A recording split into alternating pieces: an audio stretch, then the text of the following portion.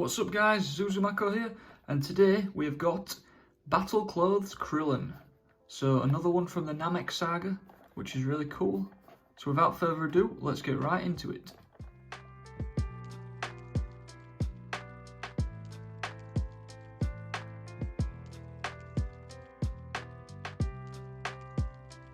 Okay guys, so first impressions.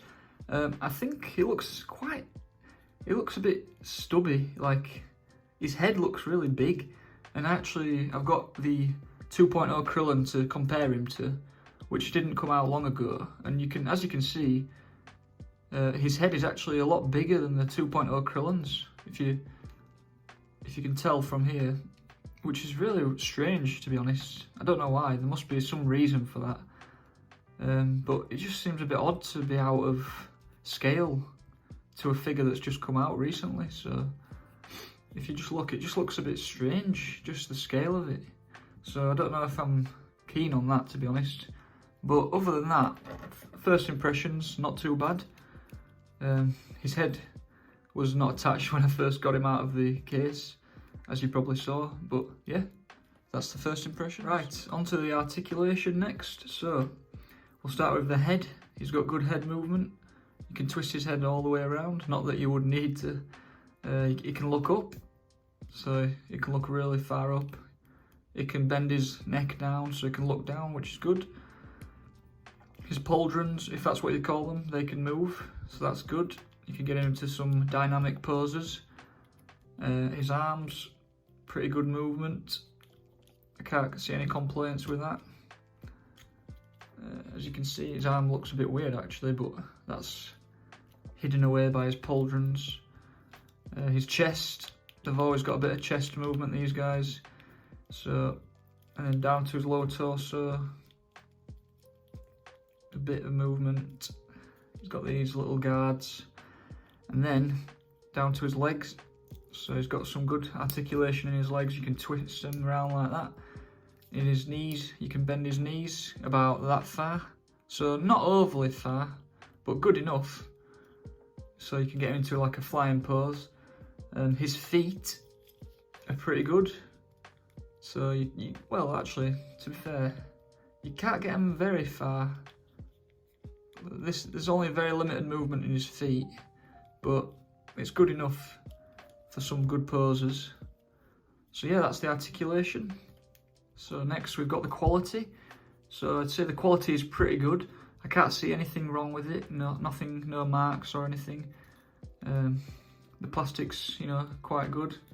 I've got no complaints. And it's just like the others. So yeah, I'd say good quality.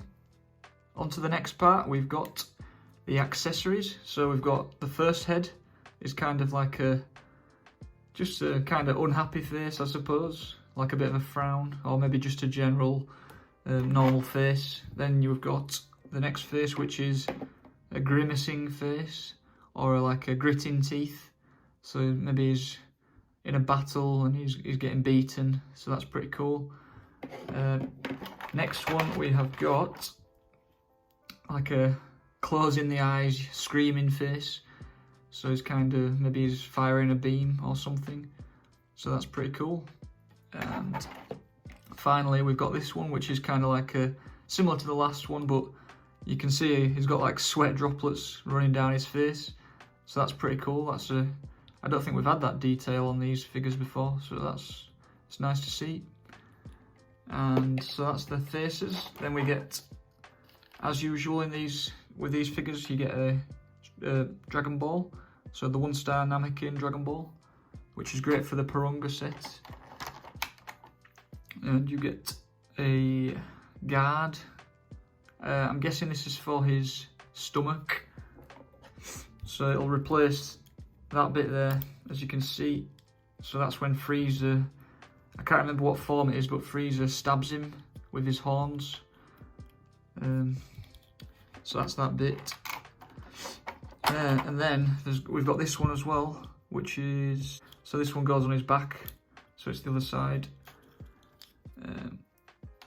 And then you've got the chest plate, an extra one of those. So there's not much difference there, but I'm guessing this is to enable them other pieces to go on. And then, as you can see, you've got 2, 4, 6, 8 hands.